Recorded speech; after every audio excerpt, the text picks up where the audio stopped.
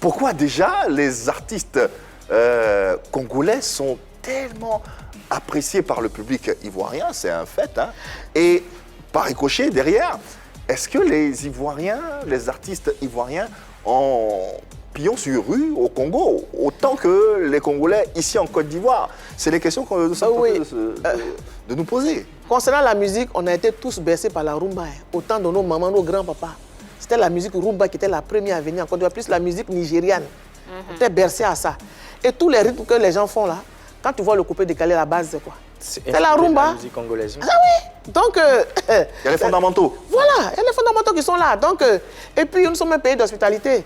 On a habitué à tous les artistes africains, pas seulement les Congolais. Sanfa Thomas, c'est ici, là, non? Constieka, c'est ici, là, été. Donc, c'est pas seulement, comme on appelle les Camerounais. C'est toute l'Afrique. Maintenant, bon, la musique rumba, quand tu l'écoutes, vraiment, ça te berce. Donc, moi, je pense qu'on dit qu'on est en Afrique, et l'Afrique est comme on appelle même, est un village. Oui, bien sûr.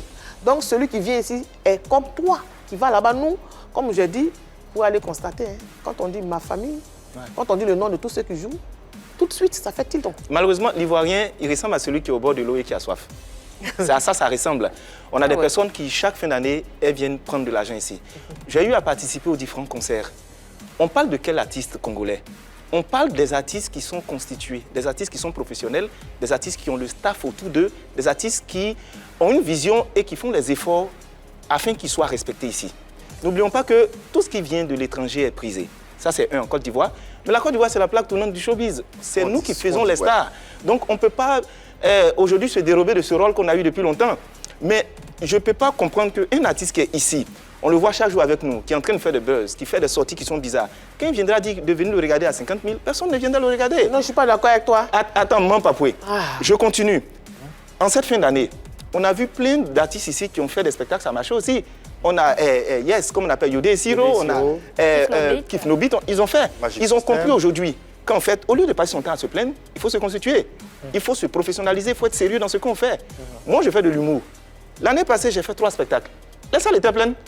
À quel moment j'ai venu m'asseoir pour me plaindre pour dire non, les humoristes sous-régionaux, ils viennent ici pour prendre. Mais c'est à nous maintenant de nous positionner, de travailler comme il faut et de pouvoir avancer. L'investisseur ou bien le promoteur de spectacle, c'est pas parce que tu es ivoirien qu'il va te soutenir. Il n'y a pas de salaire parce qu'on est ivoirien. Lui, il investit là où il y a la demande. Et si le public demande, le public va aller payer ce qu'il veut entendre. Vous n'allez pas me dire quand même que si on veut comparer Dadju et puis des Bordeaux, ils sont sur le même plan. Non, pas du tout. Fali, Poupa, ils ne sont pas sur le même plan. Pas sur le talent. Parce que le talent des Bordeaux peut être plus fort que Fali, mais sur le plan de l'organisation, du staff et de tout ce qui est autour, ça fait que chaque année, il fait une tournée sous-régionale et puis les entrées sont payantes, les gens vont remplir pour aller là-bas.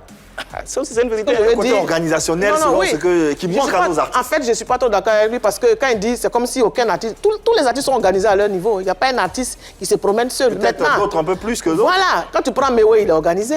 Quand tu prends Yodé Siro, il est organisé. Quand tu prends Luxon Pado, il est organisé. Quand tu dis les artistes ils sont tous organisés. Quand ils font des sorties, ça marche. Quand tu vois les artistes tradis modernes, là, va voir Yopougon, mais ils font ça comme ils ont ce qu'ils veulent. Le problème ne se situe pas là. On a dit qu'on fait trop la part belle. Il s'est plaint parce qu'il dit qu'on fait trop la part belle à ceux qui viennent. Mais tu vas pas me dire que quand il y a les, comment on appelle, il y a les conseils, il y a les réseaux, il y a des tickets qui sont déjà vendus. Il y a des sociétés qui vendent les tickets.